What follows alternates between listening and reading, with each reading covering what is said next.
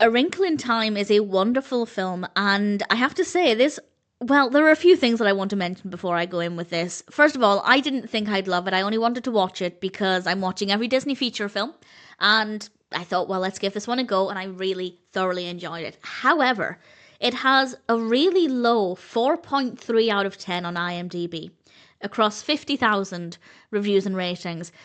Anything around 6 is average, generally well received. A 5 means that it's not had the best reception. Anything below that is really, really not great. So I was really surprised to see that. Now, I haven't read any of the reviews because I don't want them to affect my review until I've done my discussion. But I don't know why that's the case, because I loved it. Maybe it could be because people have read the book and loved the book and it's not a great adaptation. I haven't read the book, so I need to make that clear that my opinion is purely based on the film. If I'd read the book, maybe I would feel differently. But if you liked the film, I'd love to know that. But if you didn't, I'd be really keen to know why it didn't work for you. But for me personally, I really loved it. This was released in 2018. It's directed by Ava DuVernay, written by Jennifer Lee and Jeff Stockwell, and of course it's based on the book by Madeleine L'Engle. I apologise if I've mispronounced that. And we have a cast including Oprah Winfrey, Reese Witherspoon, Mindy Kaling, Storm Reid, Levi Miller, Chris Pine, Zach Galifianakis, Michael Peña, and various others. We have obviously a fantastic cast there, and the performances are really, really brilliant.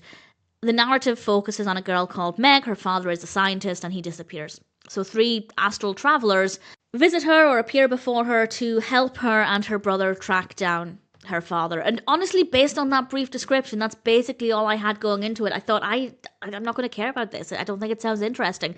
It is wonderful. They go on this incredible journey and it's really emotional. I'd say it's not overly emotional. It's not that heavy, but there are definitely a lot of quite strong and some very moving moments in this. And it's such a magical adventure. And the narrative, I thought, was very well executed.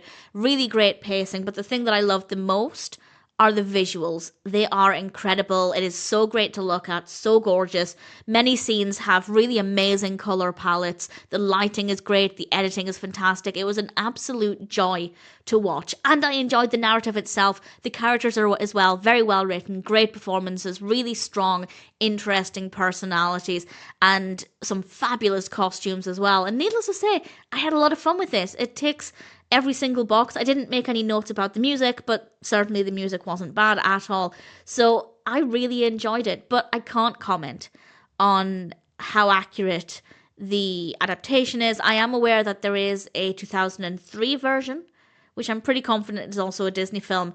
And if I can get access to that, I will watch it. I probably won't pay to watch it, so only if it's... In fact, no, I probably will. I was going to say I'll only watch it if it's only available on a streaming site that I currently have. But actually, I would be quite curious to see how it's different visually. So I think I will actually pay to watch that if it's available. I'm obviously not able to compare this to that at the moment, nor can I compare this to the book.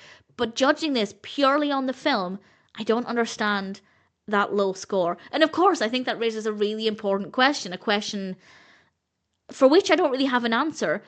But should a film be judged purely on its own if it's adapted from a source material, or should you take the source material into consideration?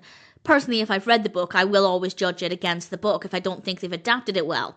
But then many people seeing it won't have read the book. I don't have an answer for that. As I said, I don't think it's black and white, but certainly that's an interesting thought.